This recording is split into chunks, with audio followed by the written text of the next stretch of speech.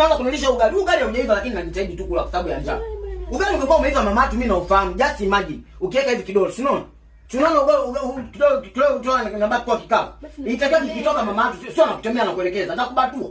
Ndio kitu ambacho unakuja kugundua. Ugali ukifanya hivi mama tu. Ukitoa hivi inatakiwa kidole kiwe kikavu. Angalia. Sio tunakula watu wawili hapo sana kunifundisha. Kwa kama unakosea. Hii TV haribu nani? Hii TV mpaka sasa hivi tunaanza tena kuangalia kwenda kuipeleka kwa fundi.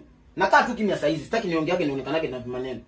Na shaka na babako anavyojifanyaka anaanza kunikumbusha mali. Anakumbusha mali kwa sababu zipi za msingi. Tafikiri mimi nimekununua. Kwani hauna makosa? Hata kama nilitoa hela kidogo sikumalizia mali mamatu. Kwani wewe una mapungufu? Kwani wewe una mapungufu? Kama anataka mamatu anataka kutoa tunamaliza mali. Waaga na wanatupa watoto wenye mnanyeme kamili. Kama hivi ninavyokosea unanipikia ugali mbichi. Haya naenda kumalizia ugali. Naenda kumalizia hiyo hela kwa sababu zipi za msingi. Sitaki niongee sasa hivi. Nataka kimya sasa hivi.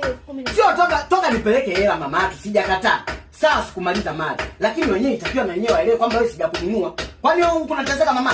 Haya, nimekuwa mama tu. Pengine at least ungekuwa unafanya huko perfect. Kwani upo perfect? Upo perfect. Just imagine ninaleta unga, unashindwa kupika. Alafu bado babako anataka mimi nimalize mali kwa sababu zile za mtini. Kitu ambacho nakuja kugundua mama tu. Nyie kwenye familia yenu na maana mnanitegemea mimi. Ndio kitu ambacho nakuja. Sio nakufundisha, nikufundisha tena. Yaani nikutolee mali mama tu. Nikulete tena kwenye hela nianze kukufundisha. Ala mama tu.